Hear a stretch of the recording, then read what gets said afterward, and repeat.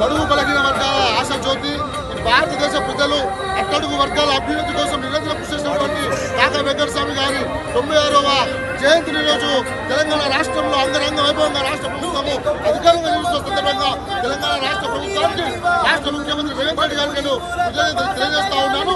ఈ రోజు కాకా వెంకటస్వామి గారు భారతదేశ ప్రజల కోసం అట్టడుగు వర్గాల ప్రజానికం కోసం ఈ రోజు ఎంతగానో తప్పిస్తున్నటువంటి నాయకుడు కాకా వెంకటస్వామి గారు. కాకా వెంకటస్వామి గారు ఆనాటి నుండి ఈనాటి నుండి ఎక్కడ పుడితేనేమి దేశ ప్రజల కోసము కార్మిక హక్కుల కోసం కార్మిక చట్టాల కోసము కార్మికుల శ్రేయస్సు కోసం నిరంతరం కృషించినటువంటి మహానుభావులు కాకా వెంకటస్వామి గారు.